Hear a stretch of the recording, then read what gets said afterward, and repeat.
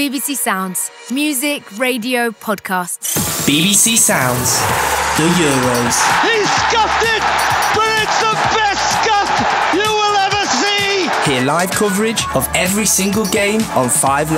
That is absolutely outstanding. And in the Euros Daily Podcast, get all the goss on the day's biggest stories with the latest analysis, interviews and debate. How were they competing, given that they were up against one of the tournament favourites? Take the Euros with you on the BBC Sounds app. Scott Mills and Chris Stark on 5 Live.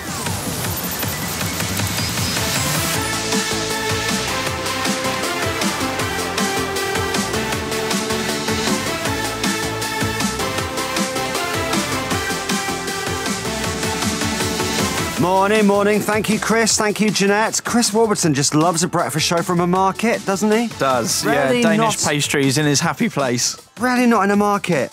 It's the best time of the week, Saturday morning on 5 Live. 2 days without the Euros. Today, it's back. Yes, it is. And we've got a very fun show for you today. Ben Bailey-Smith is going to be on a bit later. Comedian, actor, rapper. You might know him as Doc Brown. He's just one of those that's annoyingly good at everything. Agree. He's on later. Scotland may be out of the Euros, but we do have a Scottish world champion on the show this morning. The undisputed light welterweight champion of the world, Josh Taylor. Was that any good? Yeah, it was there. You committed, didn't you? It's still quite early.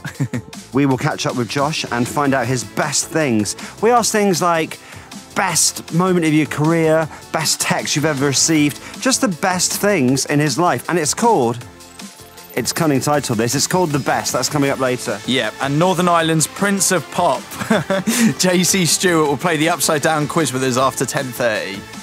And we'll have another kids review their parents' record collection in about 15 minutes what from a now. show.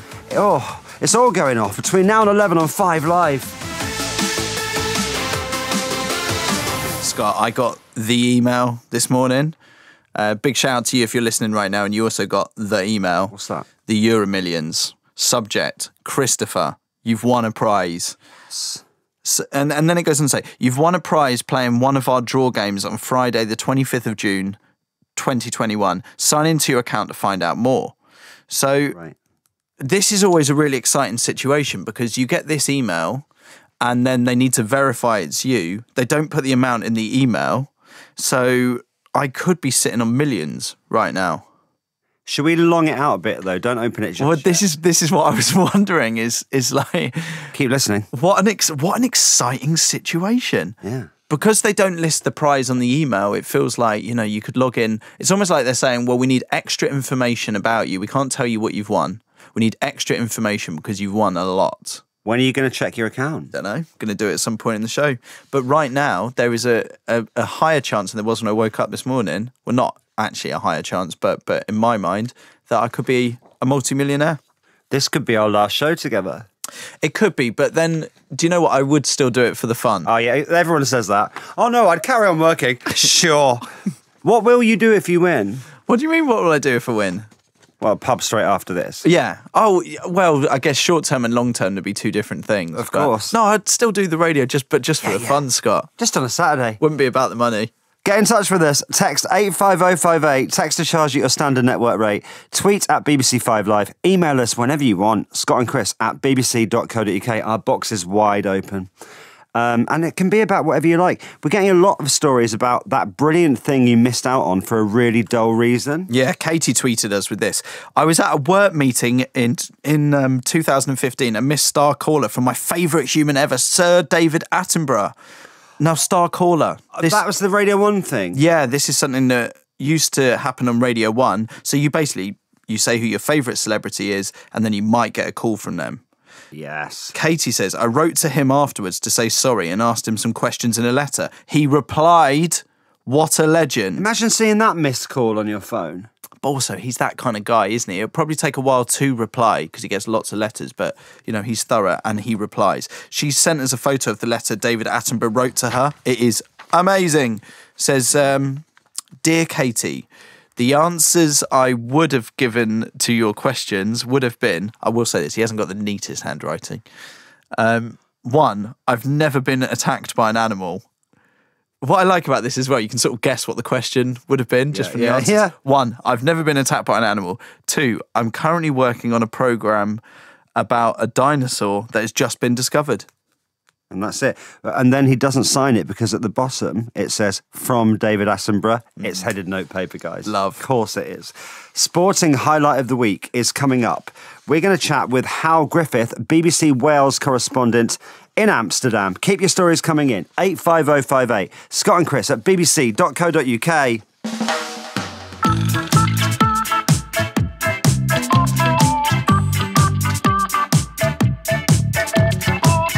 On the show this morning, we're talking about when you missed out on something for quite a dull reason. Roy, what have you got? I had to go to a meeting in Swansea and I couldn't go to Lille to watch the football. Gutted. Oh, Yeah. no. What was the match? It was Wales versus Belgium in the quarterfinals of the Euros. Oh my God. Massive. Quite Yeah. a big game. And you couldn't make any excuse for missing the meeting? No, because I'd already taken some days off to go to Bordeaux, so I didn't think we'd get that far. So the lads went without me. Somebody took my place, and I had to go to a meeting in Swansea, which lasted about an hour. But work comes first, Scott. But you'd used all your credits before then, hadn't you? So that you could get the other games. You didn't expect Wales to get that far. No, I didn't, to be honest. I don't think anyone did. That's the problem with football tournaments. This is the whole issue with the Euros, right? You do have to assume certain things around where, especially when kickoffs are like 5 p.m. or you have to travel around a bit. You have to kind of try and make best guesses around when the matches will be so you can make arrangements. But you also have to be realistic. So then when Wales go on a mad one, you haven't been properly prepared. Obviously, they kept going. So I was prepared to go to the final, whatever, but obviously we didn't get there. But yeah, they met Mr. Rod Gilbert out there as well. So they had a half an hour with him as well and had a bit of a chat. Well, I hope the meeting was good. No, it wasn't. No. Oh, you must have been in such a foul mood as well throughout that meeting. It must have just been horrendous. You really wish that Zoom was around when that meeting was happening, didn't you? Yes, I do. Yeah. Yes, it would have been great. I could have zoomed from the minibus and taken my Camera laptop off. Really good point, Scott. That is one major improvement with tournaments like this, that if we're going to take a positive from the pandemic, is that we have Zoom so that we can all pretend to be on meetings but can still watch the football. Nothing they can do about it. Yeah, with the fake backgrounds as well. Yeah. Wales v Denmark tonight. You haven't got a meeting, have you, Roy? No, we're off. So we're going up to Colwyn Bay Football Club to watch it. So there'll be about 60 Colwyn Bay fans up there watching that. So it'll be a good night out if we win. And then on to the next one, really, and see how we go from there. It's back to Baku, I think, if we win that one. Yeah. And then to Wembley. So keep going, Wales, isn't it? And then to Wembley. Simple. Yeah. Good luck, Wales, for tonight. Thank you very much, Roy, for being on. Thanks, Scott. Right then, need a bit of energy this morning? Yes. We have got you. Who are we playing Rocky for this week, Scott? It's for Kelly in Rochester. She really needs it today. Her 5-year-old son has somehow painted the wall in the lounge with rice pudding. Nice. Yes. This is for you, Kelly, and anyone else who needs a lift this morning.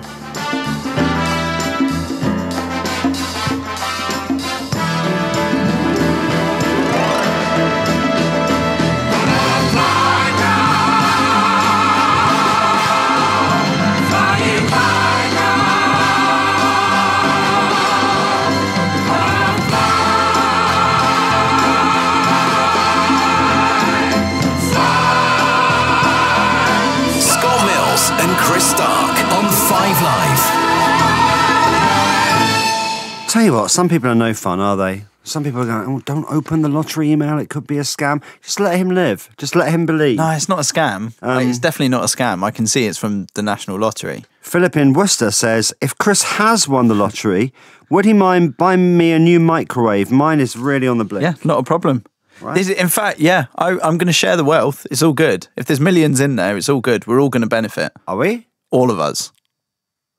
Well, not you. You're fine. But you know, everyone else. Can I have a little bit? Yeah, I'll throw you a bone. Kids review their parents' record collection is very soon. 9-year-old Isaac has been listening to one of his dad's favourite albums. Now, let's go to Amsterdam. Sporting highlight of the week, yeah. Sporting highlight of the week. And we can say Goede Morgen to the BBC's Wales correspondent, Hal Griffith. Good morning. Morning. Goedemorgen, Boreda. Good morning. Right then, round of 16 today. Wales v Denmark. How's Amsterdam looking? Well, I'm looking out at a canal, obviously, because that's what you do when you come to Amsterdam. I've seen a couple of Danish shirts already. No Welsh shirts so far. As you've probably been hearing this week, it's probably down to a few dozen Welsh fans because of the pandemic and the COVID rules. But there's an army of Welsh expats who've decided they're going to come together. So I've been speaking to one lady. She's meant to be getting married in Wales today, but instead she's here with her fiancé because the wedding was cancelled and the game is on. So the few that'll be in the stadium will be up there, I think. It's incredible, isn't it? Because this burden has sort of landed on Welsh fans that live in Amsterdam. They've kind of gained this incredible role from this match, haven't they? It's almost like they've been called upon to represent the nation.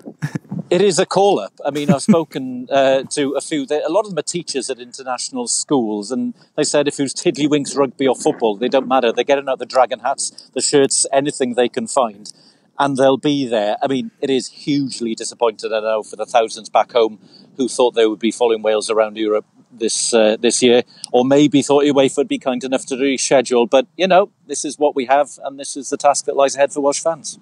I'm imagining you've not made it to Anne Frank's house yet. Quite busy. You know what? It's on the list if Wales get knocked out, obviously, right. But I'm not planning for that. So, yeah. No.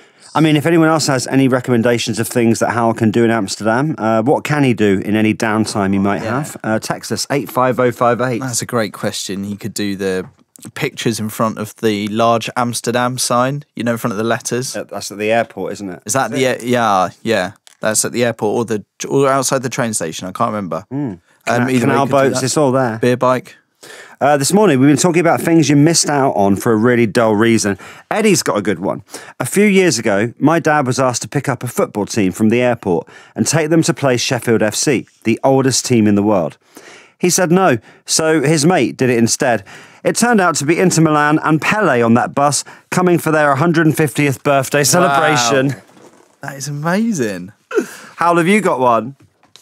I've got a couple. I mean, the official one, if my wife is listening, is that I'm actually missing out on my son's under-7s game this morning in Cardiff. I'm not a very dutiful dad. I've been following the national team around Europe instead of the Cymru Crocs. So they're taking on Marshfield Juniors in Llanrumney this morning. My apologies to Taylor, my 7-year-old. That's brilliant.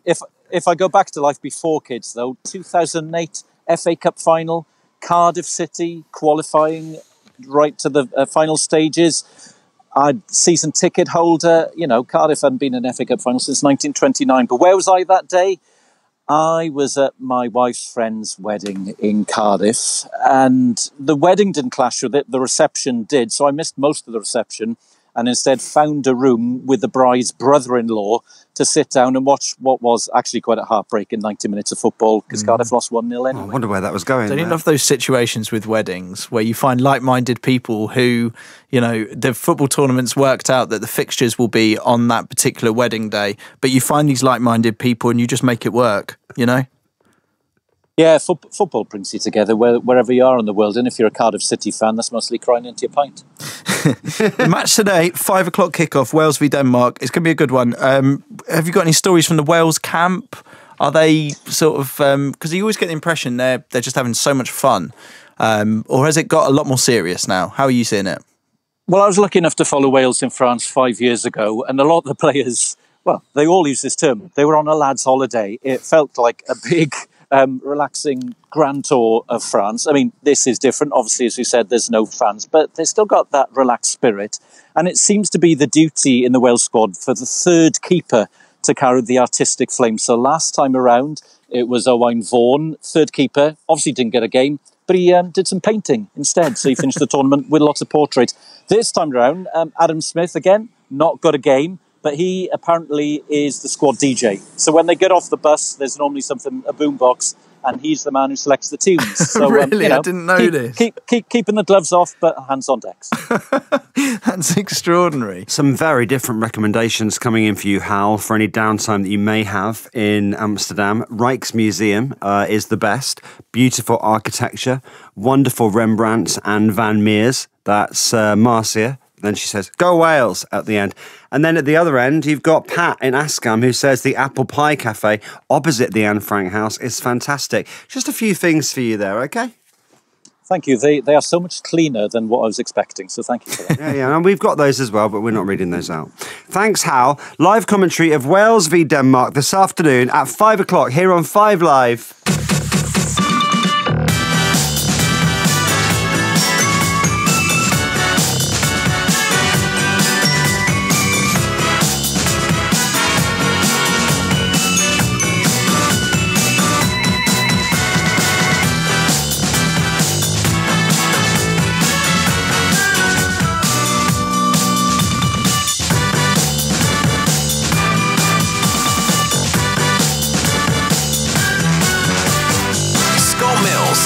Stark on 5 Live. It feels like the build-up has already begun, but Chappers will have, I guess, the official build-up, the Wales v Denmark from 4, live commentary from 5, then tonight at 8, live commentary of Italy v Austria. Tomorrow on 5 Live, 2 more round of 16 matches, Netherlands v Czech Republic, that's at 5, and that is followed by Belgium against Portugal. Chris has got the National Lottery email this morning saying he's won. Stephen says, I got the lottery email on Tuesday morning. I played the same numbers all my life. Opened it, heart in mouth. Turned out I had 4 out of the 6 numbers, won 30 quid. Question is, now do I keep the same numbers or have they had their day now? That's a really good point. Stephen says, good luck. Yeah, I mean, obviously, I don't think it makes any difference, but yeah, I see what you mean. If you've won something from them, maybe you need to shake them up. Chris is going to open the email on air later. We could all be millionaires. Scott Miles and Chris Stark till 11. Thank you for making us part of your Saturday morning. Ben Bailey-Smith is going to join us in about 20 minutes. All your stories and messages, keep them coming in. 85058 for anything you want to get in touch about. Matty in Brighton says, I loved your kid reviewer talking about Mick Hunknall. And Simply Red. Mick Hunkle. Mick Hunkle, that was it. And Simply Red. That was 9-year-old Joshua, who was reviewing his Nan's CD collection. Matty says, don't forget, Mick Hunkle and Simply Red also did the official song of Euro 96. This is true. I mean, people always talk about 3 Lions for Euro 96, but Simply Red did the official one. 3 Lions wasn't the official one. Imagine the meeting. Yeah, thanks so much for coming in, Mick Hunkle. We need a rousing anthem, something to really like fire the fans up, something everyone can sing along to and get the vibe. Do you want to hear it? I don't remember this at all. All right, here it is. We're in this together.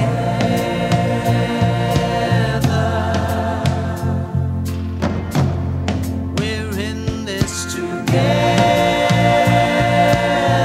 Admittedly, this one didn't catch on as much as 3 Lions. It's not really fulfilling the brief, is it? Is this meant to be a song everyone was chanting? Yes. The official song of Euro 96. If, you know, the whole of Wembley could sound like a gospel choir. Yeah. Are you telling me you've never heard that being sung on the terraces? No, I don't know. Please correct me if I'm wrong. What's this? I don't remember this at all. Instrumental breakdown. Do we think 3 Lions potentially became more popular because this was so rubbish?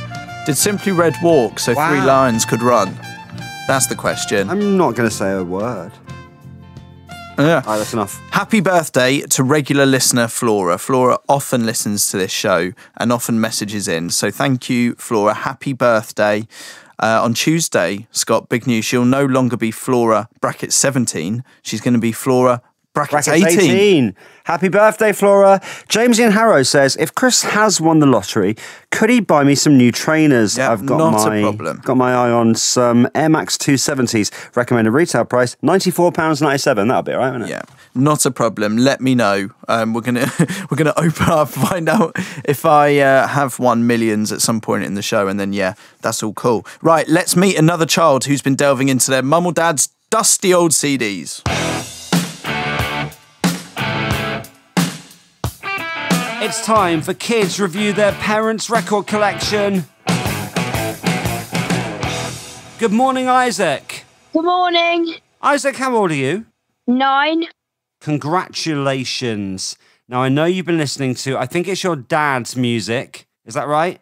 Yes, that was correct. Okay. Who is your dad? John?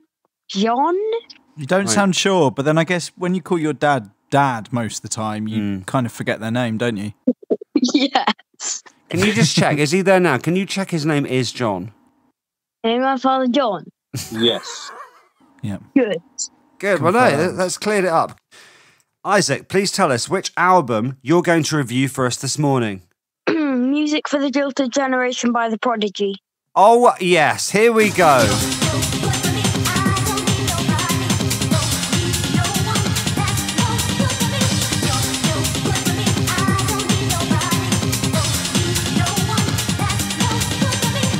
Is this your kind of music or not at all? Not really. Oh, so not a kind of like father, like son situation here. What music do you normally like? Like kind of Zelda music. Zelda music? So you mean like music in games? Yes, yeah, that kind of stuff. Yes. Okay. The Ocarina of Time. Is that one? Oh, yeah, that's good. Yeah. I'm not too sure where I pulled that from. Isaac, it sounds like you're way advanced on this, way more than us. Are you like a Bitcoin billionaire? No. No? You just hear of these sort of young gamers that are absolutely like loaded. Now, this music, how would you describe the Prodigy's sound? It sounds kind of like squiggly and just weird, really. Squiggly and weird. Yeah.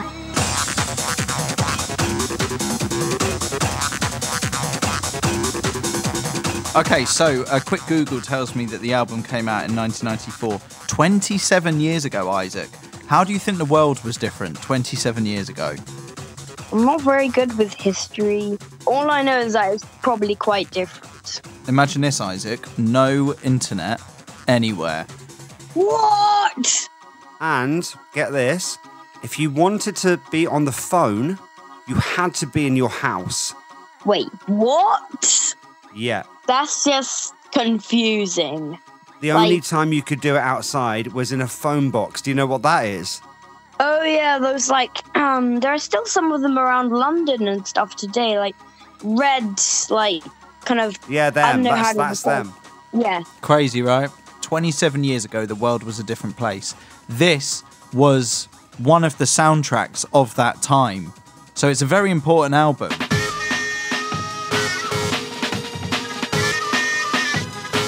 This morning on 5 Live, 9-year-old Isaac is reviewing his dad's record collection. He's been listening to The Prodigy's 1994 album, Music for the Jilted Generation.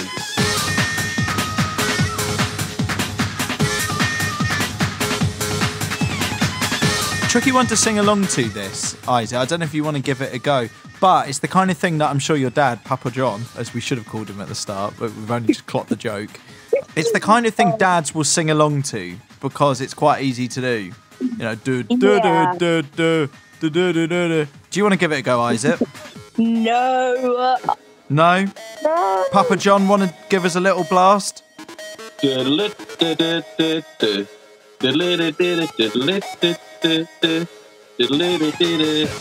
it is. Magic people. Yes, John. I don't know what the song's about. Isaac, do you want to sort of hazard a guess as to what the song's about? It's about some people who are called voodoo people. I have no idea anymore. I got the poison, I got the remedy, I got the concept and remedy, I got the poison, I got the remedy, I got the concept and remedy, I got the poison, I got the remedy, I got the concept and remedy. Is there anything you think the Prodigy could have done? I mean, it was a long time ago, so we've got to give them a bit of a break. But is there anything they could have done to make the album a bit better? I think maybe cut down all the evil laughter and just made the album cover look a bit more pleasant. Right, so less scary and less evil laughter in the music. Yes. I mean, that's how Isaac sees it, but back in the day, your dad would have been raving to this music, Isaac, and I don't know if you could imagine what that must have been like. No. Have you ever been raving yourself? I didn't think so. No. I bet John has. Yeah, I'm sure John has. Okay, final score time. It's a 90s classic, but what will a 9-year-old of today think about music for the jilted generation? Isaac, I would like your marks out of 5, please. I think 3.5. It's not bad. 3.5, yeah.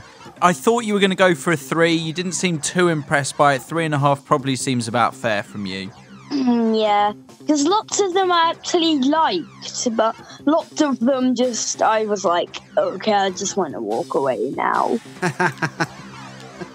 Isaac, thank you for your honest review of The Prodigy. Thank you so much for being on the show this morning. Thanks. Bye. Have a good weekend. Bye. Bye. And let's hear some more of The Prodigy.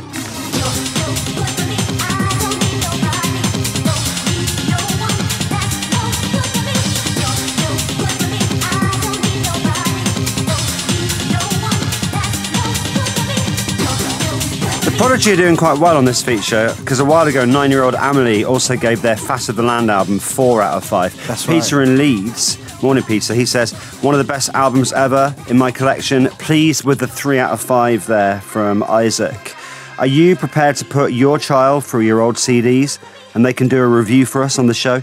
Email scottandchris@bbc.co.uk. Also get in touch, 85058 on text, tweet at BBC5Live. Karen has done that and has pointed out that the Simply Red song was the official tournament song, not the England song for Euro 96. Karen Knight, I stand corrected. Thanks for getting in touch with the show, Karen. James in Weymouth also says the same. Three Lions was the official England song.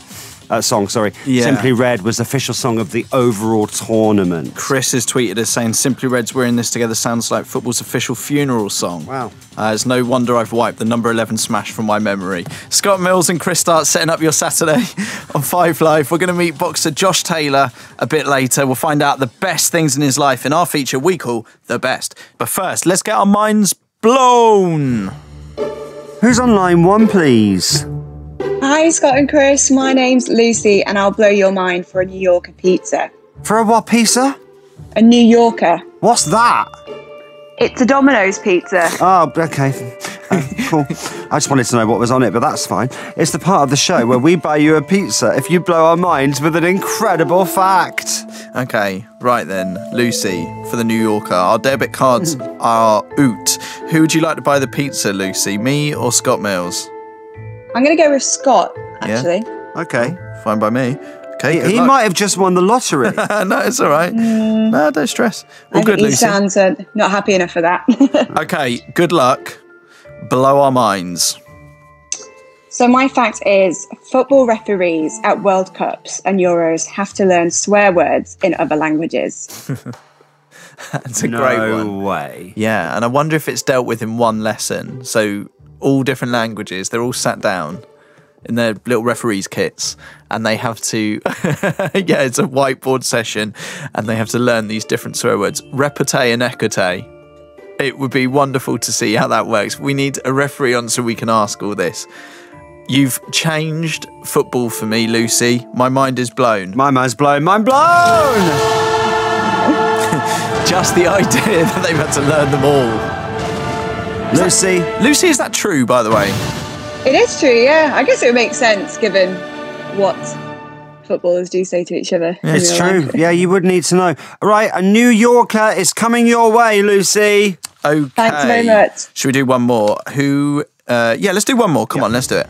Who's on line 2? My name is Tom Stoltman, and I will put your mind for a ham and cheese pizza. Now, could you say your name again, please? Tom Stoltzman. And what was the pizza order? Ham and cheese. Nothing fancier than a ham and cheese, is that right? That's it. Hang on a minute. Is that Scotland's strongest man, Tom Stoltman? I'm actually officially the world's strongest man. Oh, wow. It's him, Scott. Tom Stoltman. You remember we spoke to him before, and his brother Luke. Yes. I think it was around Christmas time. It was we spoke Christmas. to you, Tom. Yeah. Is that your fact, that you're the world's strongest man now? I'm the world's strongest man. Oh, just have he's gone it. too soon, right? Just give him the pizza. It's blown my mind. Incredible.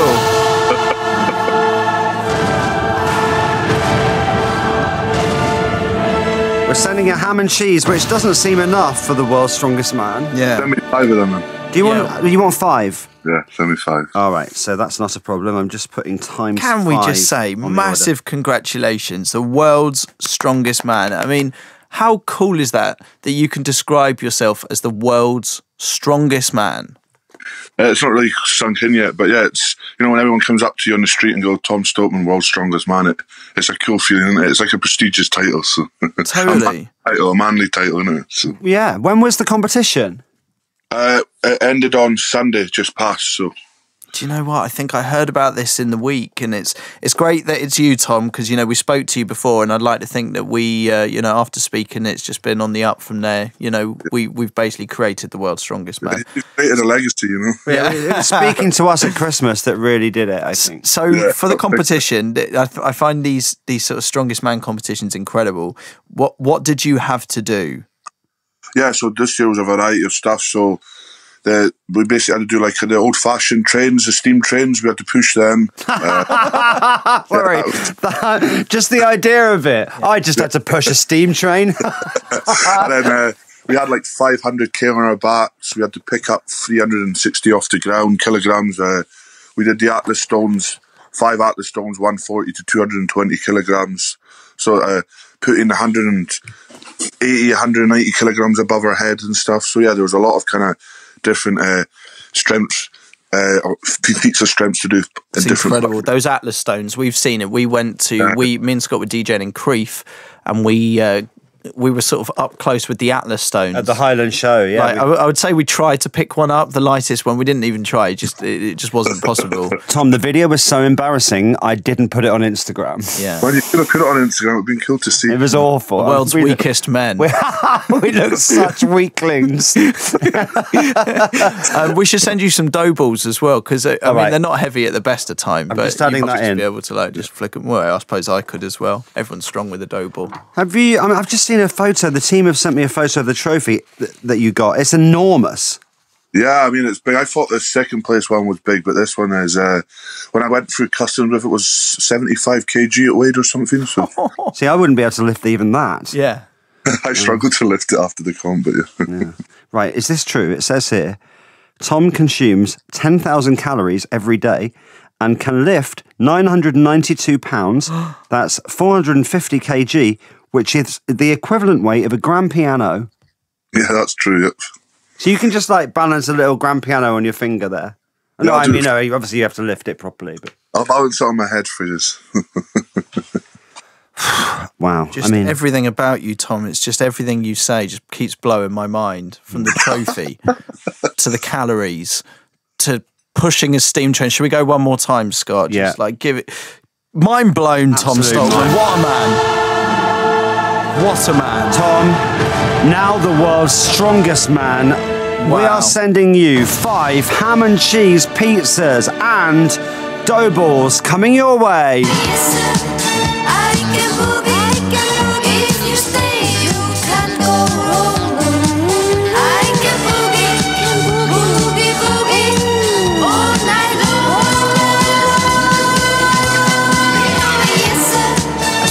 Because normally the world's strongest stuff is around Christmas time, isn't it? You always see it on TV at Christmas. Well, that's, I think, why we spoke to him on the Christmas show. Yeah. Because you always see it on telly at Christmas. But then he was Scotland's strongest, now world's strongest. World's strongest man.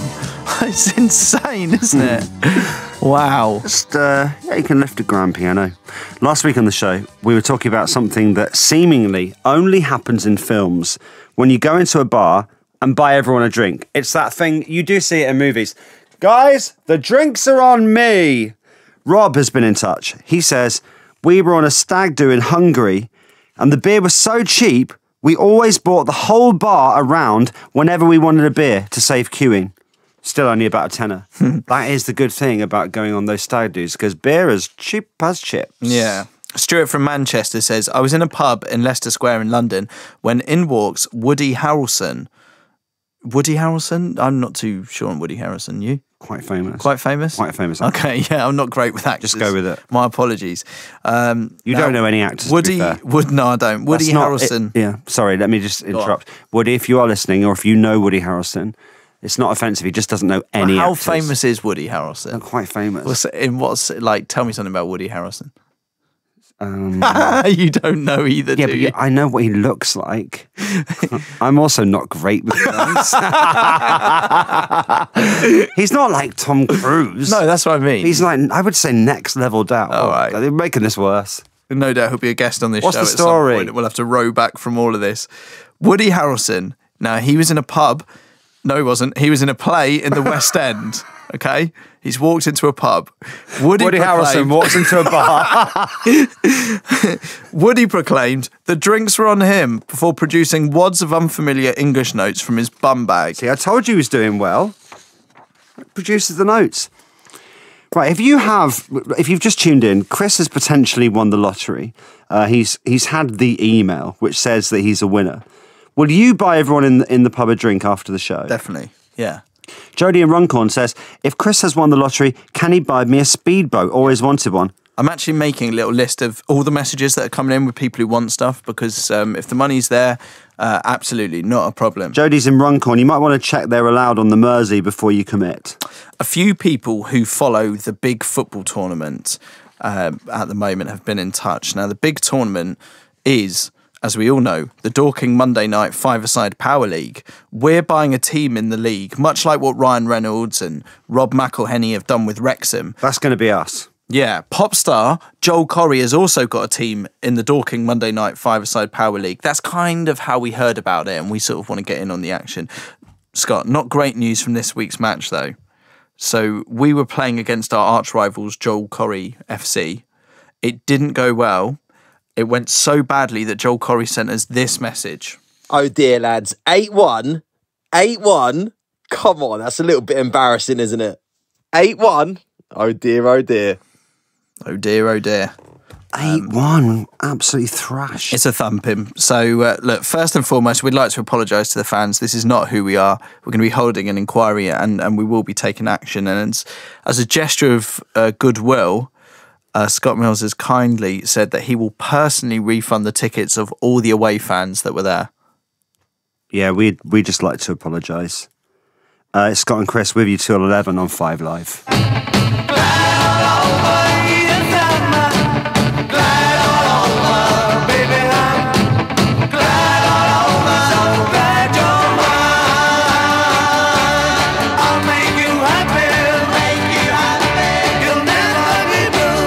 Ruth in Cumbria. Woody Harrelson made his name starring as one of the bartenders in Cheers. How do you not know this? I don't know. I'm really sorry.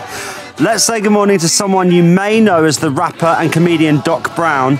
You'll also know him as an actor. You've seen him in Des with David Tennant, The Split, Law and Order, David Brent, Life on the Road, and he's also an author. It's Ben Bailey Smith. Good morning.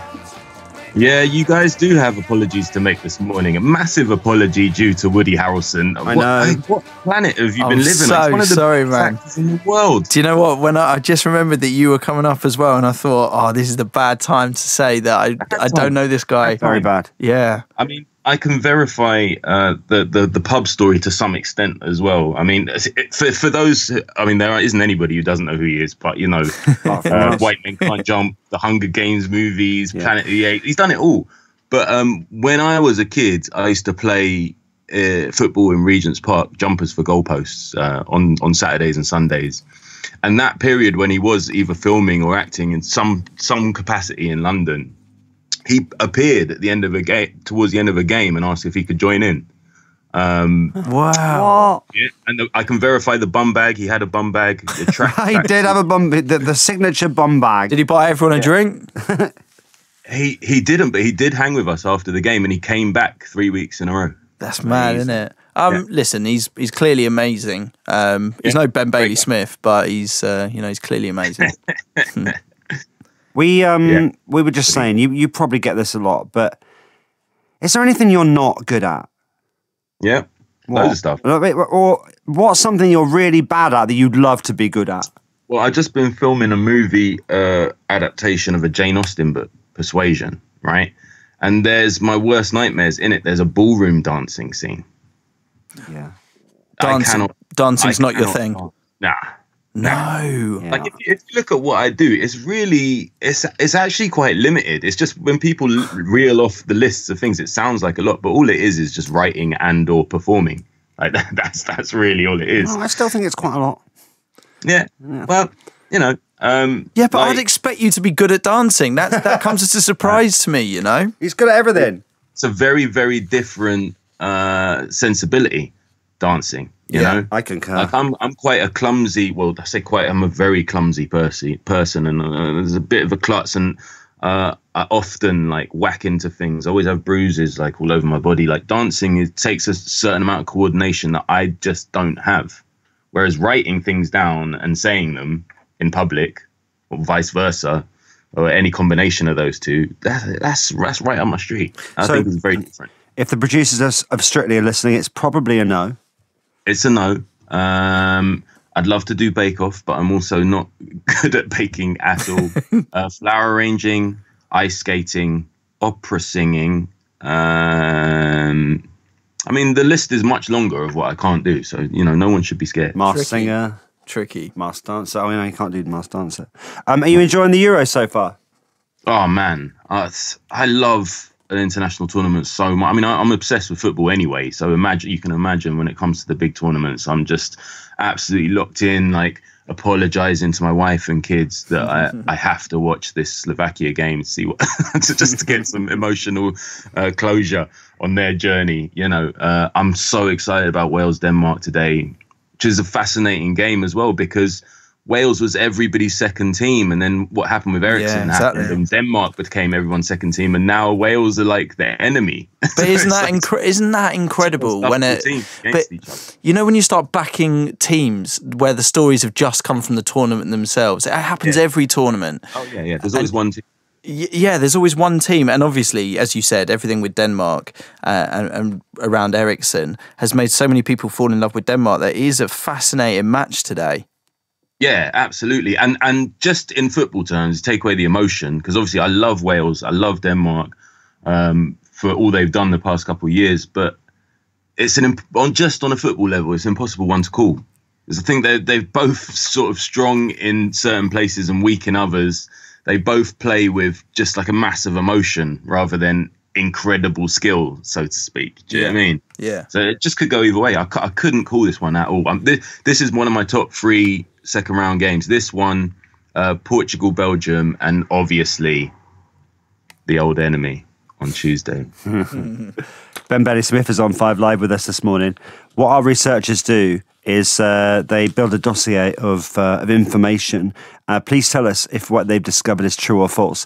Here's one. Ben Bailey-Smith recently met his hero, Ian Wright, in the street. That is very true. Yeah. Like, not just in the street, on my street. I was walking down my street.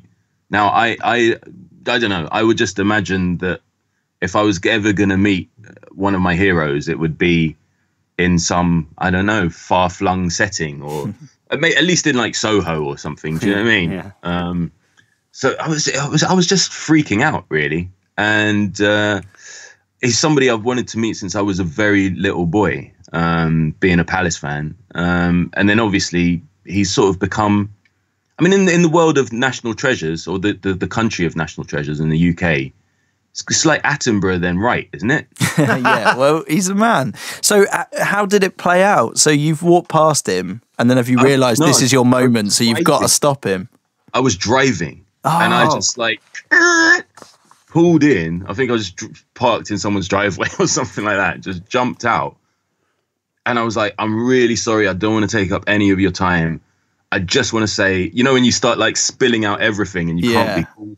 I was like, I went to Palace. I was 10 years old. I went with my dad. Like, I saw you play. You're like you're my biggest hero. The FA Cup that year. Blah, blah, blah, just spilling it all out.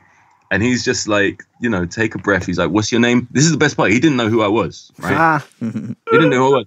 And he stood and spoke to me for so long that I had to end I had to go to work. You had to end it. Yeah. I was going to get ready. I was going to get out of my van, get into the car, and go to set.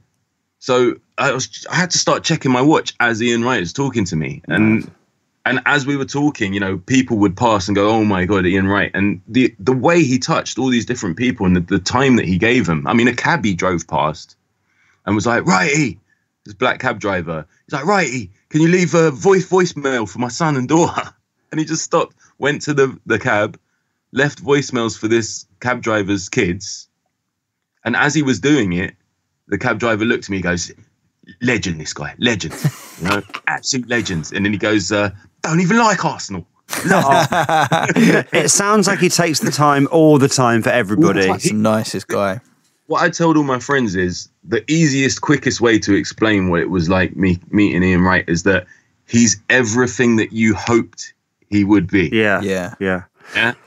All the things you suspect, that's what he is. Yeah. I want to talk about your new book, Something I Said. Now, you've written books before, but this is your first novel. Was that daunting?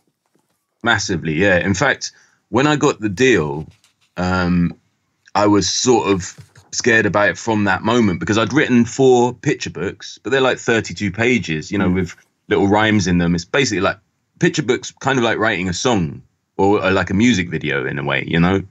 It's like a visual song almost. And that was very much in my comfort zone. Yeah. When I got this deal with Bloomsbury, I was like, oh, now I have to go do it, you know. And they were like, you know, we know you're busy. We know you do lots of other stuff. You know, there is a deadline, but, you know, we can be flexible, blah, blah, blah. And they were so sort of personable and nice about it that I did that classic thing that a naughty kid does. I just like, well, they're not really hassling me. So yeah. I'd written like a chapter and I just couldn't do any more. So I was just like off doing my stuff, shooting stuff. And then the first lockdown hit. Back in March, around St. Patrick's Day, wasn't it? 2020. And literally, they didn't have to say anything. All they had to do was like raise their collective eyebrows. You know? And it was like, yeah, I know. There's no reason now. Like I have to use this time. So that's what I did. And actually it worked really well for sort of just like my ongoing mental health, you know, just to have some structure during that really weird time. I felt really lucky, you know. I'd get up and say, okay, like 9 to 5, this is going to be my job now. I'm going to do my writing. And some days it wouldn't come, some days it would. And if it didn't come, I'd just sort of like maybe edit the last chapter or whatnot. I'd just do something relating to the book, maybe think about illustration or, you know, whatever it might be, and just do something every day. And that really kept me going. And, you know, I got my kids involved and, it was just a little something to add into what was a really difficult time. I mean, to be fair, even now that things have opened up a bit, I still just haven't really left my area, man, apart from to work, you know. So that book really helped. It's called Something I Said. What's the basic story here? Right, give us the elevator pitch. Imagine me and Chris, we're 2 massive Hollywood producers. We're looking for the next blockbuster. We're looking for the new Potter franchise. Give us a basic idea. Yeah, I mean, I got the deal. I was in a meeting pitching ideas to Bloomsbury for novels for young adults and teens. And I had all these things I'd worked out, these like long, most of them were sort of fantasy related in some way, slightly science fiction-y.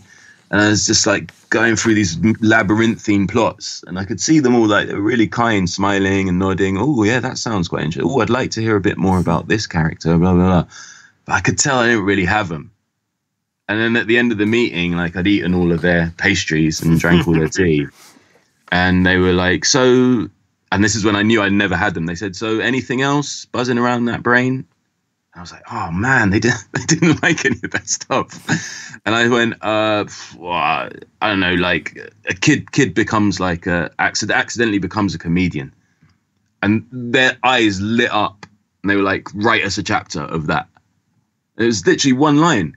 And I wrote a chapter and that got me the deal. But like, I suppose the slightly longer elevator pitch is that it's about a 13-year-old boy with a big mouth. He's a cheeky kid, but whip smart, super sharp on the comebacks and the put downs. And his mouth gets him in a lot of trouble to the point where he's actually risking his school place, his best friend and his family.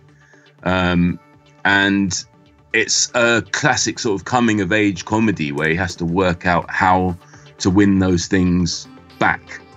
I love and it. He does it through the medium of comedy. It is an amazing story. It's so good speaking to you this morning. Ben Bailey Smith, and his new book is called Something I Said. It's out now. Neil in Liverpool's been on. He says, I was in a bar in Thailand on holiday and there was a massive bell at the end of the bar. Being a little bit drunk, I rang it. Everyone in the place started cheering. Turns out ringing the bell means you're buying everyone a beer. The drinks are on me. It's Scott Mills and Chris Stark to 11 on 5 Live. We're going to chat with Laura Robson in a few minutes. It's Wimbledon next week. And we're going to meet boxer Josh Taylor and we'll find out the very best things in his life when we do our cleverly titled feature, The Best. And we're going to play the Upside Down quiz today with JC Stewart. Get in touch, 85058, or tweet us at BBC 5 Live.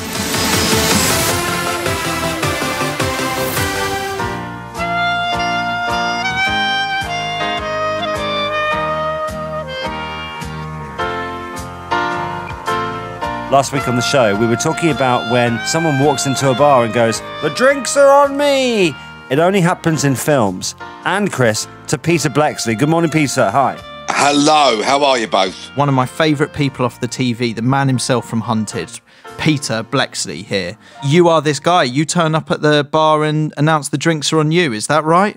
Well, yes, I did. You see, back in the day when I was on Hunted, we used to go to a little basement bar just up the road from where the headquarters was, so where we were filming all day, every day. And we used to have a little bit of R&R, a little bit of rest and relaxation, let our hair down a little bit. And there was only a few people that were kind of locals, but they were really lovely people.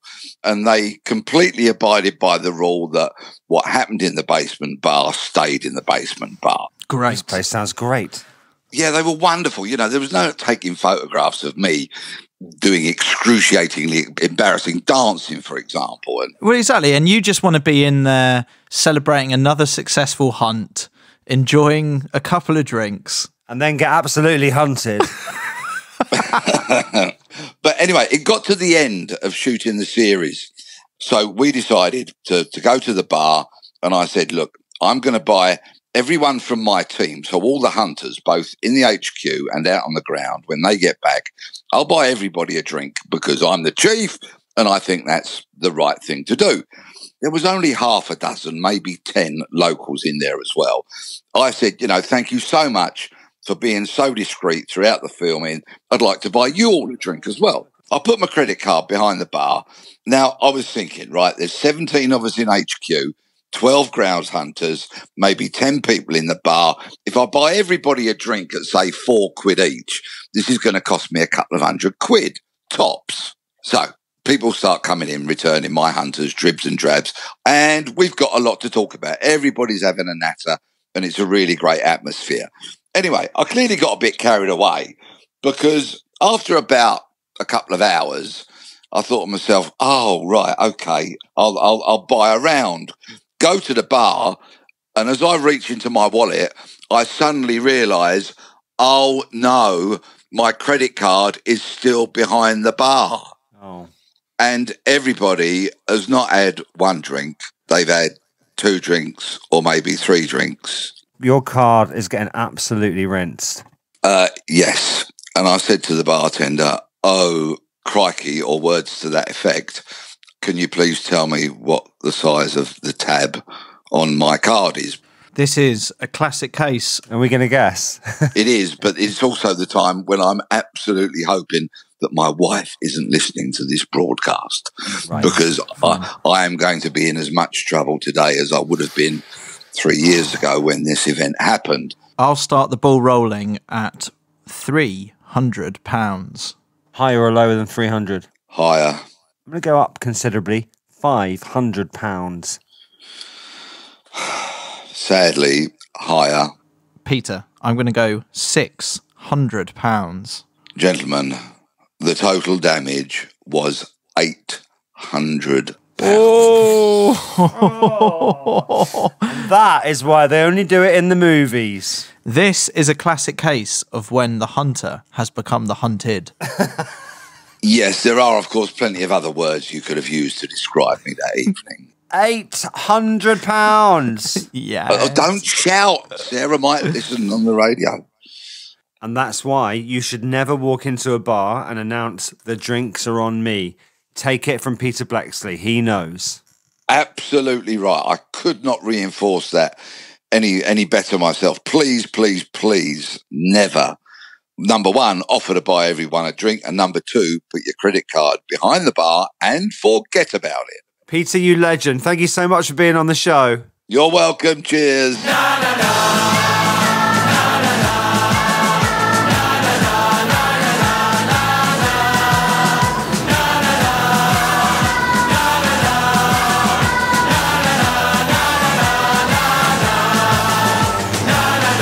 I really want to go on Hunted.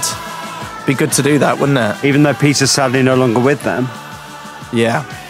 Still a great show, isn't it? Me and you on the run. Could be good. Imagine it. I imagine we'd be found quite quickly. Where would we go? Straight to a spa? Don't say it. Yeah. They won't find us there. We're just in robes. In the Cotswolds. Oh, you got us. What you're hearing here is a new version of Vindaloo. It's all for charity. It's called Vindaloo 2. It sounds quite similar to, the original. But the original one didn't have enough Will Mellor, Danny Dyer, or Paddy McGuinness on it, so they put that right. You're welcome. Yeah, and also you got to think that the kids in the original one are now elderly. Yes, they are. So they needed new kids. And there it is. There they are. They're all 84 now. Get in touch about anything. This show is your stories. Currently on the go. We have a few. But they are. That time you bought everyone in the pub a drink. Meet the parent stories. That time a famous person came to my school. Weird deliveries. The strangest message you've had on a pie or a cake. Loads of different stories. It's been a while since we've had any of those. The strangest message on a cake. So 85058. And what do you want Chris to buy you if he's won the lottery is another one of the things we're talking about. Chris has had the email saying that he's a winner, and we haven't opened it yet, but we are going to open that email. You've got to do login and that on the show before 11 this morning, before that Peter Crouch Euros podcast, which is on at 11. That thing you've missed out on for a dull reason, Alex says, I missed Troy Deeney's playoff goal for Watford against Leicester because my mum made me stay home to revise for my year 10 mocks. That's quite a big match, wasn't it? That's quite a big deal. It's quite bad, isn't it? That is bad because that game is massive. But also, it's one of those bits of radio that is like my favourite thing to revisit. Because, you know, for all great matches, like the biggest matches of all time, and that for me is one of them, there's a definitive piece of commentary. And I guess this is a good opportunity for us to give a shout out to radio football commentary because it is so good. And sometimes you can miss it because you might be watching the football on TV. See, for me, my football heroes aren't like other people. It isn't David Beckham, Ronaldo, Messi. It's Ian Dennis, John Murray, Juliet Farrington. I used to have a poster of ABB on my wall, Scott. You know? Alistair Bruce Ball. Alistair Bruce Ball. Yeah. You know, a lot of Liverpool fans would have watched that classic match against Barcelona on TV, but it's the radio commentary that ended up going viral the next day. I agree, right? And it was so good. You remember with Ian Dennis and Alan Shearer? Yeah, since I've been doing this show on 5 Live, I have listened to more football commentary, and the guys on this station are the absolute best in the world at what they do. Oh, you know, it's not lost on me, on Scott, that it's absolutely ridiculous that we're here. We are ridiculous, standing on the shoulders of giants here, everyone. But we're very proud to be here. So for me, I guess this is a good excuse to play it. Obviously, I'm a Watford fan, but this is possibly the definitive commentary from that Watford-Leicester match. And it's off the radio. And it's from the radio. Picture the scene. The playoff semi-final, it's level, 2-2 on aggregate. Leicester get a penalty, dubious one, in injury time that would put them through to the final. And this is the BBC Three Counties radio commentary. And remember, everyone, this is the BBC. Anthony Knockaert has the chance to send Leicester City to Wembley. Almunia saves it! And again, Cassetti clears! Unbelievable! Unbelievable at Vicarage Road! Almunia keeps Watford in it, and Anya breaks downfield and finds Forestieri. Forestieri right into the area, gets the cross in, Hogg is there, heads it down, Dean is there!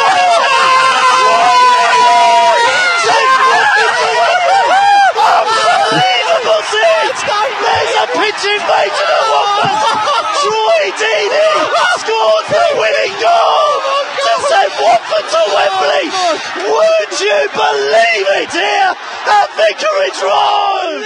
And that is why radio commentary is the best. Absolutely. And also why I'll be selecting it when I watch Wales-Denmark on BBC iPlayer in HD, where I can select the 5 Live commentary. I just heard the guys talking about that on 5 Live Breakfast this morning. I know. So if you want the very best that 5 Live has, and they are the best, select 5 Live commentary when you're watching an iPlayer later. It's Scott Mills and Chris Stark on 5 Live until 11. Hopefully, 5 Live will be just as fired up as you just heard for Wales v Denmark. No pressure.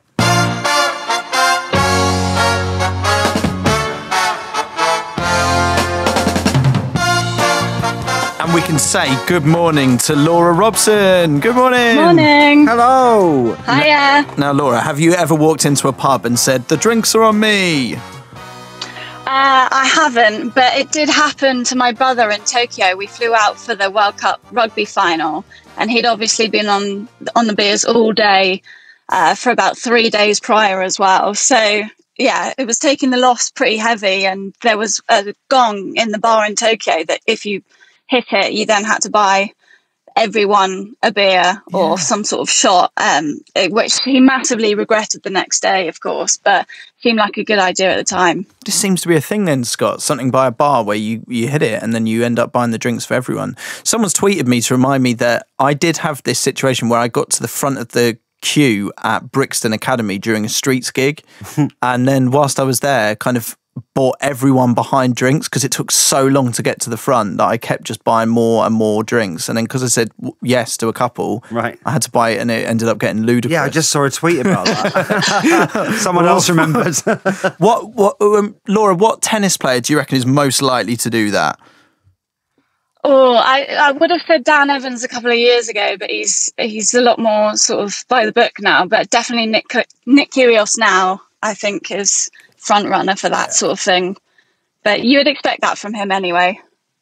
Wimbledon starts on Monday. It's the tournament where most of us first saw you when you won the juniors in 2008, wasn't it? Does that seem a long time ago now? It does. And a couple of years ago, we had the 10-year anniversary, and it was a bit like, God, don't remind me how old I'm getting now. We're all getting old. I was a junior. I was so young. But no, it's so good. I can't believe it's actually happening after all that's happened this year, and the fact that there's going to be 50% crowds and then full crowds for the final as well. It just seems incredible, and that there's going to be so much atmosphere at the tennis. And I'm so looking forward to it, and actually being on site for the commentary for 5 Live as well, because we're usually in a studio at the moment because of COVID. So we're actually able to be there on centre court. So I can't wait for Monday. Yeah, I mean, obviously you'd like to be playing, but what are the best things about being a pundit at Wimbledon? Well, the 5 Live box on centre court is literally right in the action. You couldn't be closer. And I mean, you're talking about the football commentary, the tennis commentary for radio, I think is just unreal, because they've got to describe every single shot as it's happening. Yeah, we were just saying, radio commentary is the best. Yeah, it's unbelievable how fast they can even talk. I don't know how they do it, but yeah, then they just go to me for like a little roundup, and I'm out of breath just listening to them. But yeah, it's so different to actually be on site and to be part of it, and it feels like you're almost part of the tournament in a way. With Wimbledon, has the tournament changed at all? I kind of get the impression it doesn't change, really. No, I think in general it's pretty traditional, and although some things are changing, like they're getting rid of the middle Sunday from next year, and then the queue is going digital, especially because of COVID this year. What? So yeah, I did not know things about are this. changing slightly, but overall I think it's still pretty, out of all the slams especially, very traditional. Laura, No more hang on. queue. So you end up in a digital queue. That used to be part of the fun for me, was queuing up sort of round the block. Have you camped? Yeah, well, no, I never camped, but what I would do is get up first thing in the morning, and we would turn up like so early, and then I always found the queue was good fun, and people would hand stuff out, and there was always a good atmosphere. I can't believe it's going digital. I think it is eventually. I could be wrong, but especially this year, obviously they couldn't do it. But yeah, I'm sure a lot of people are happy not to camp, but there are some diehard fans, aren't there, who absolutely love it every year, So especially to see excited, Roger though. Federer. Oh, totally. So excited for Wimbledon to be back. It's just another sort of sense of normality that we all need. Who are your tips for this year's tournament, Laura?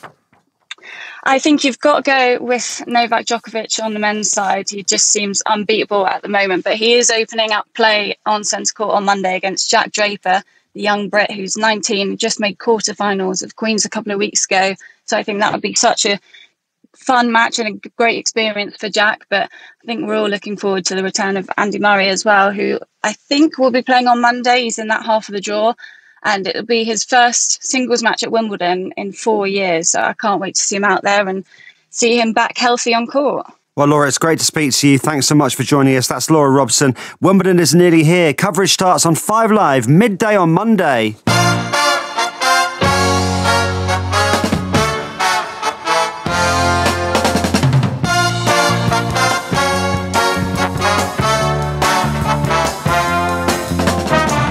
Connor in Darlington says, when you get a hole-in-one at the golf, you're supposed to buy everyone in the bar a drink. Is that true?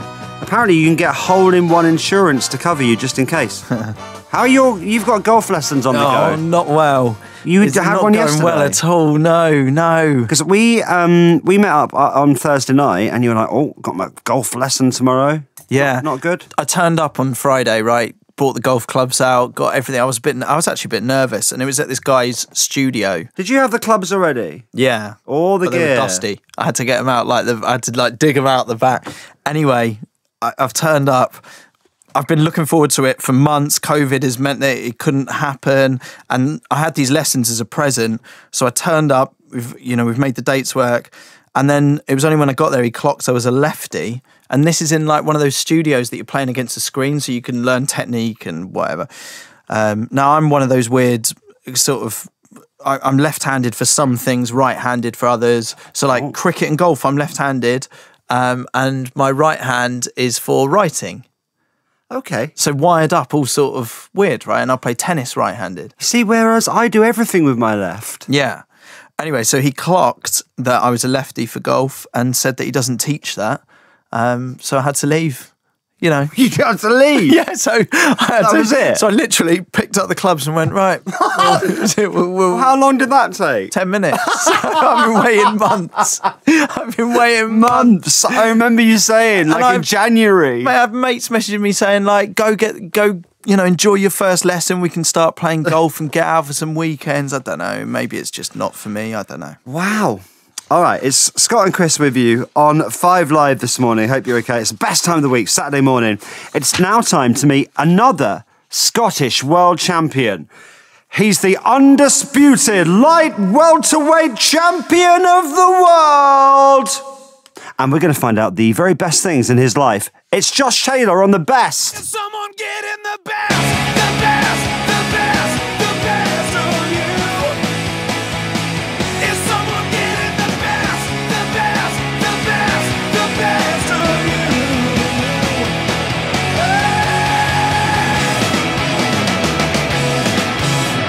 you? We could say good morning to Josh Taylor. Good morning, Josh. Morning. How are you doing? You okay? Yes, mate. So pleased we could get you on. All we're going to do is ask you questions about some of the best things in your life, because from the outside looking in, it's a wonderful life, Josh. It is a wonderful life. You're correct. It is a wonderful life. You get smacked up a bit. You smack a few other people up. It's obviously painful, but you're doing so well at it. Yeah, I'm doing well at it. You know, I'm doing what I love. You know, I like having a wee fight every now and again, you know, so it's I'm better getting rewarded for it, you know. So. Yeah. Well, Scott, you see, we all need a release, don't we? For you, Scott, what's your release? I mean, it's what, Eurovision? Yeah, that's where I cut loose. For me, it's shouting on the terraces at Watford, and for Josh, it's fighting. All right, Josh, here we go with The Best, a selection of questions. Here we go. Best ring walk music, either for yourself or for someone else. The one for myself is called Kung's This Girl. Yeah, tune. Yeah, I come out to that when I defended my Commonwealth title in Meadowbank Sports Centre, and it was only maybe a 3,000-seat arena, 4,000, but the place was just absolutely buzzing. You know, even after the ring walk music had stopped playing, all the crowd were still singing it and dancing and all that. So yeah, that was really cool, that one. It's always a funny one, isn't it? That some of the best music in sport was never meant as music in sport. Obviously, things like Free Lions or, well, not Yes So I Can Boogie, that was never intended for what it was. But some songs are written for sport, and often they don't end up really being used. And then you look at Sweet Caroline at the boxing, or you look at, you know, it's kind of like, it's now become more of a chant and more sporty than it is in any other context. Or Chase the Sun. Yeah. All right, Josh, best moment of your career so far? The best moment of my career, I would say, was probably beating Regis Progress in the Muhammad Ali Trophy final. My best achievement is obviously the one just there last month, but the best fight and best victory was the Regis Progress fight as well for a number of reasons. You know, my missus had just lost her dad like 5 or 6 weeks before the fight, and I wasn't able to be there sort of for her emotionally and sort of even physically as well. I had to sort of block it out. I went to the funeral, but I couldn't go to the wake and stuff like that, you know, because I was so close to the fight. And I chose my ring entrance music for that song was actually specifically for my father-in-law, you know, it was specifically for him. It was Happy Mondays, you know, and it just reminded me of him. And then when the fight started getting a little bit tough in the last couple of rounds, I'm not a spiritual person, but I really kind of felt his presence. He was in there with me, like almost kind of heard his voice in my head in the last round. That one is like my best victory, you know, because I did it not for only myself and Danielle and that, but I did it for James as well, you know, and dedicated the fight to him. That's so lovely. And that's also just a fight and a moment that you can never kind of work towards or predict, but such a massive moment for your family.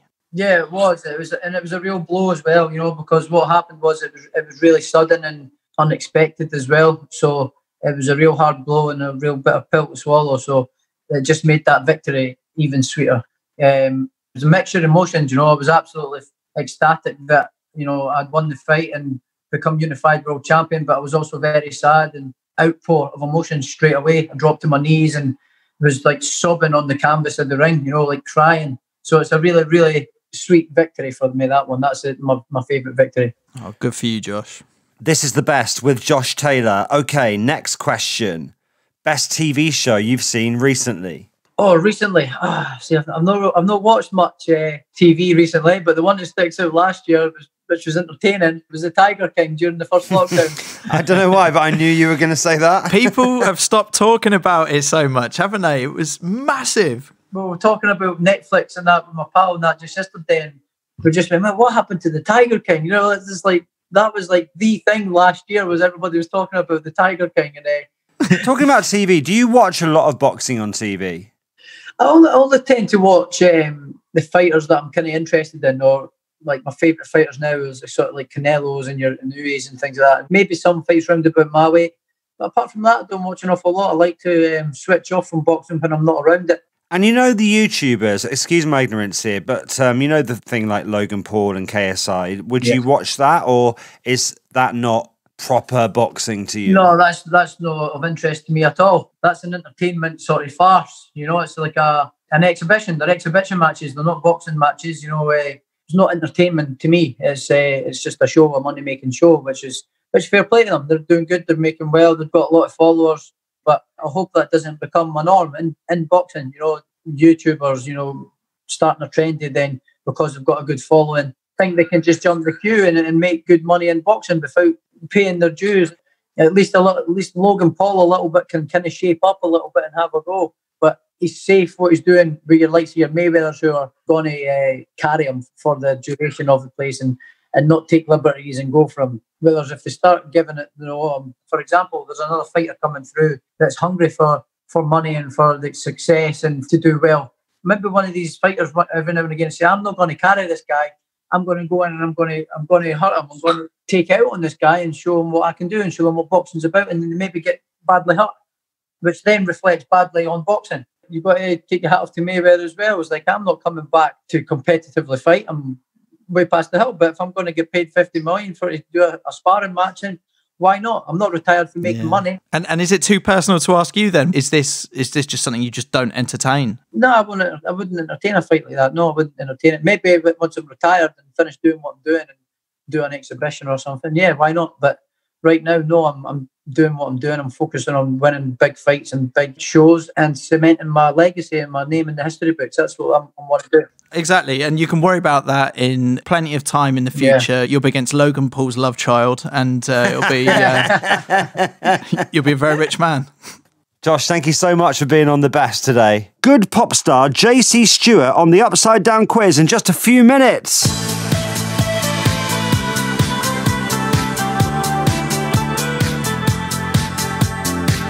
So this morning we're talking about that time that you've missed something really, really good, but for a really dull reason. We can speak to Linda right now. Good morning, Linda. Good morning. How are you? Very good, thank you. Very good. What is it that you missed? Well, to be perfectly honest, my life seems to have been a series of missed gigs, and for a couple of them for quite mundane reasons, if I'm honest. I missed a massive Genesis gig at Wembley Stadium back in the 80s because I had morning sickness. But then I think really the saddest one was the Fleetwood Mac concert, because I was so excited. I've never seen them, and a friend called me up and said, would you like to see Fleetwood Mac? I've got a box. It wasn't just like any old seat. It was like corporate hospitality at the O2, and I was mega excited. And he said, I will email over the tickets to you. And when I looked at them, they were for the day previously. Oh no! God, you're just appalling at going to gigs. I mean, listen, a lot of it wasn't your fault.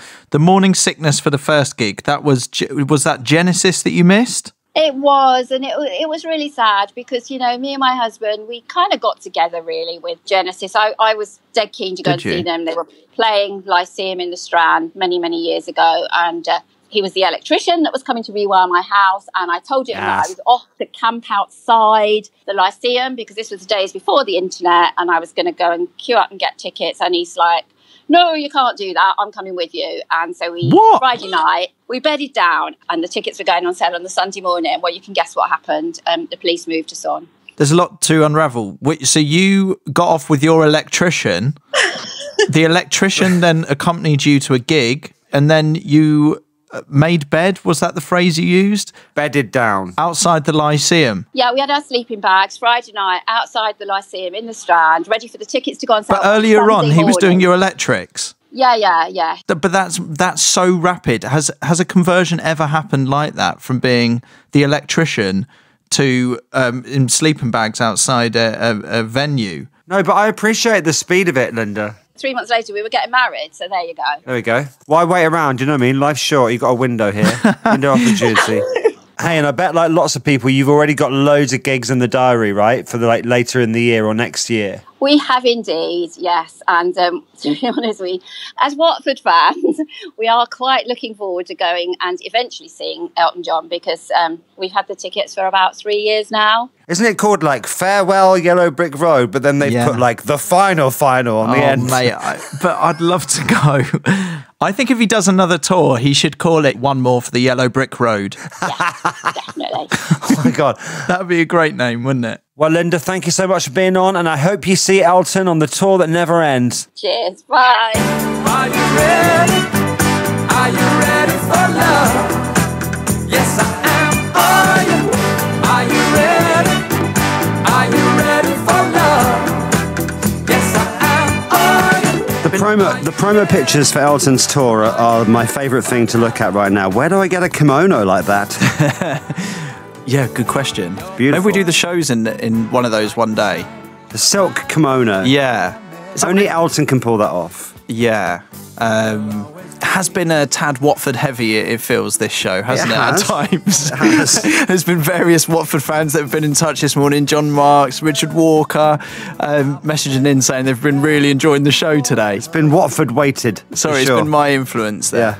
And Linda, who just called the show, married her electrician. Fantastic. What a show. Are you ready to quiz? Let's quiz.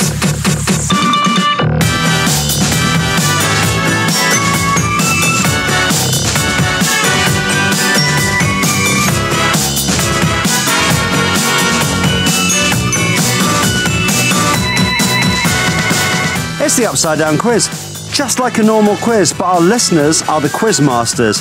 They ask the questions, we win their stuff. It's time to meet today's contestant.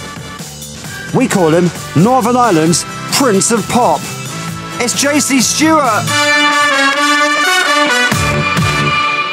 Hello, boys. How you doing? Morning. Oi, oi. You right? Yeah, I'm doing good. I'm just sitting in my car doing a quiz on a Saturday morning. This is the dream. This is it. Yeah, love that you're in your car. It's the only place I can get signal, really. It's really sad. You got a new single out. It's called Loud. Must feel pretty good to have that out. Yeah, man. It's been a little bit of a while since I released anything, and just it's been a weird year for us all, I think. It has. It's been a weird. So I just took some time away, regathered my thoughts, and yeah, this is my favorite thing by far I've ever written or released. So yeah, I'm feeling good. Right, let's hear a bit. This is Loud, JC Stewart. Just stay with me.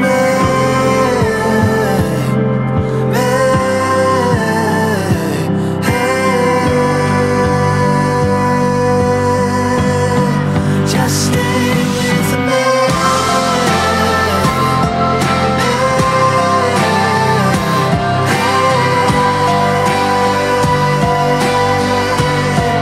Just stay with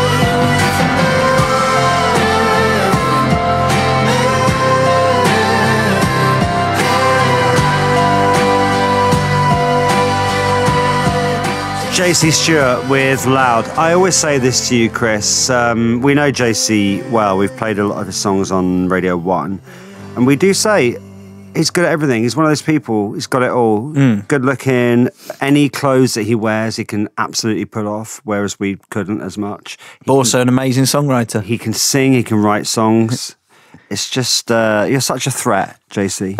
Well, I just so cannot intimidating. quiz, so we're about to find my fatal flaw, I think, with this. So this could be interesting. Yeah.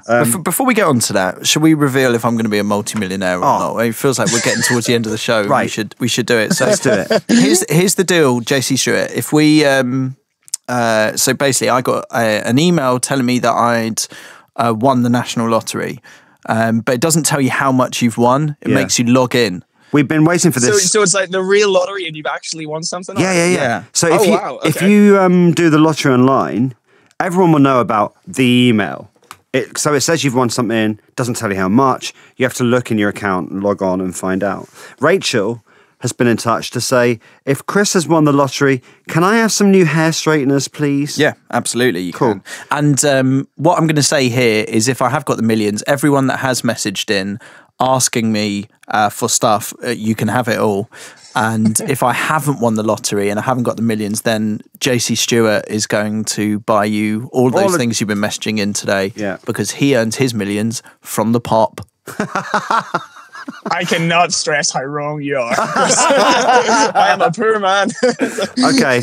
All right. Well, we've been waiting all show, and various requests have been coming in for stuff that people want. So let's find out. Are you ready? I'm ready. Right. I'm looking into the account.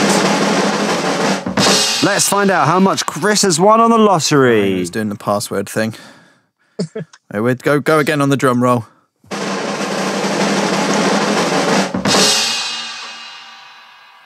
£3. £3. Why do they do that? Why do they do that to you? Just put that in the subject of the email, surely. That's unfair.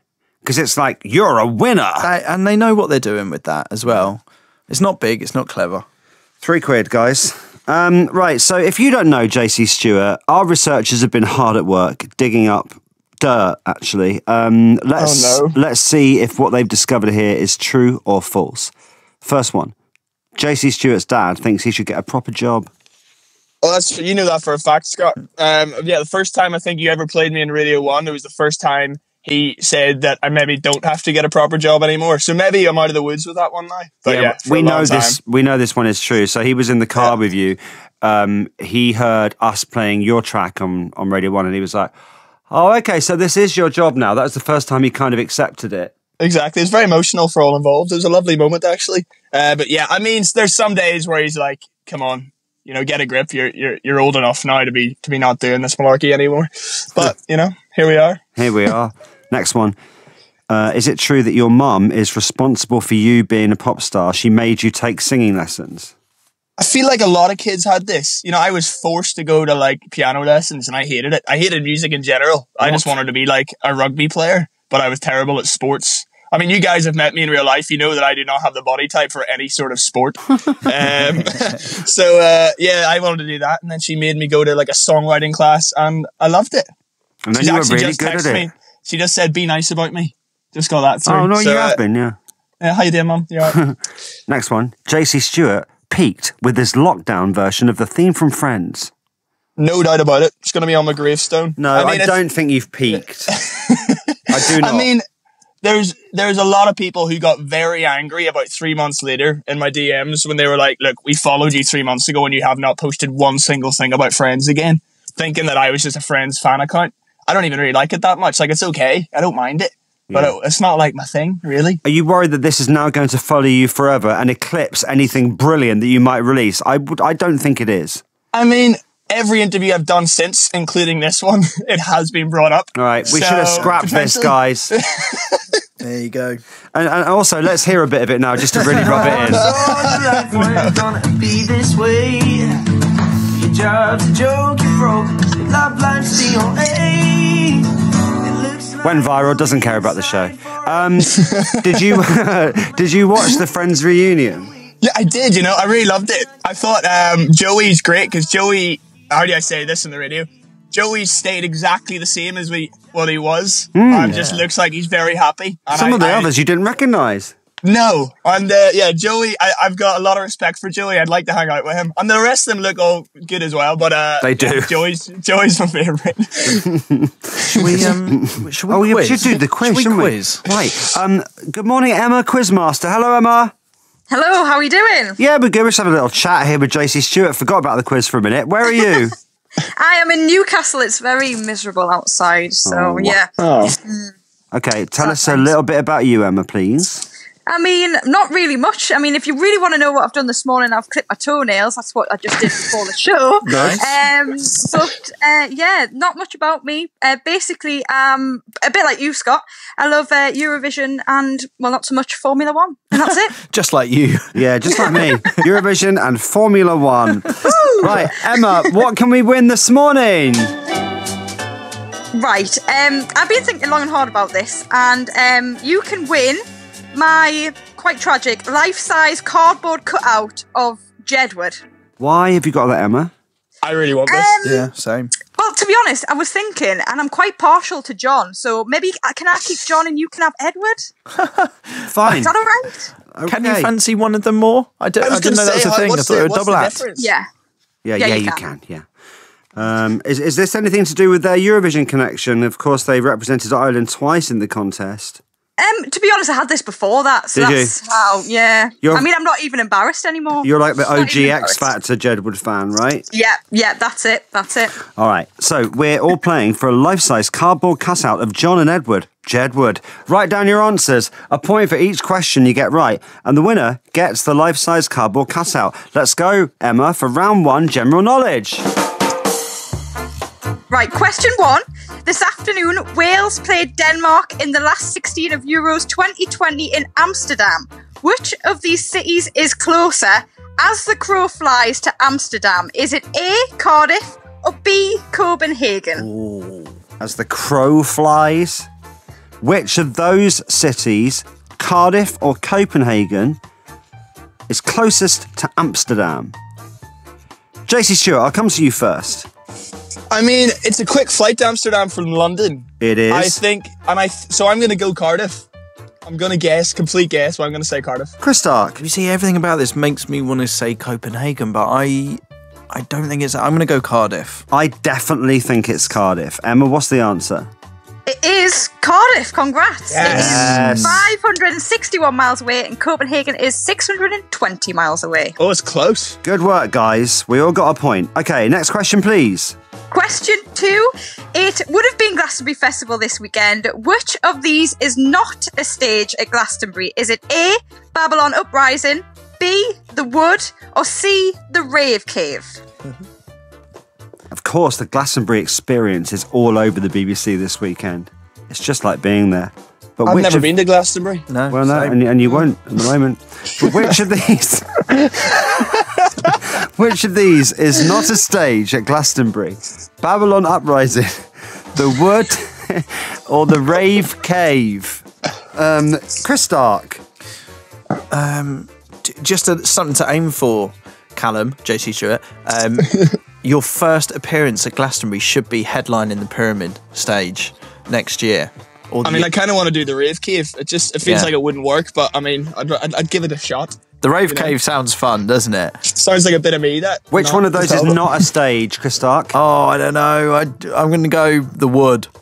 I'm going to say Babylon Uprising. JC? I'm going to say Rave Cave. Amber, what's the correct answer? The Rave Cave is not a stage at Glastonbury. Wow. Someone needs to take that name immediately and make it so. All right, so the Rave Cave, not a stage at Glastonbury. Question 3 on general knowledge, if you can, Emma. Which of these is an anagram for the new Strictly Come Dancing judge, Anton Dubek? Is it A, no Boris Becker, B, naked on tube, or C, duck tan ban? Oh, right. Do we have to do this without writing it down? So, which of those is an anagram for new Strictly Come Dancing judge, Anton Dubek? That's amazing. Anton is finally a judge on the show. Bruno's off, cause other commitment. Oh, I don't know. I'm no good at working these things out in my brain. I'm going to go naked on tube. JC? I'm going to say B. You can't even remember what it was. Naked on tube. Yeah. I'm going to say A, no Boris Becker. Emma, what is it? Well, he's naked on tube. Oh, yes, boys. You were right to go B. Okay, that's the end of general knowledge, which is round 1. I have 1 point. Chris has 2 points. JC Stewart has 3 points, so edging closer to that cardboard cutout of Jeb Wood, life size. New single Loud came out yesterday. There's a video of you on your Instagram, JC, playing it to your girlfriend, Annabelle, for the first time, and you were in the car. I'd like to everyone to hear that now.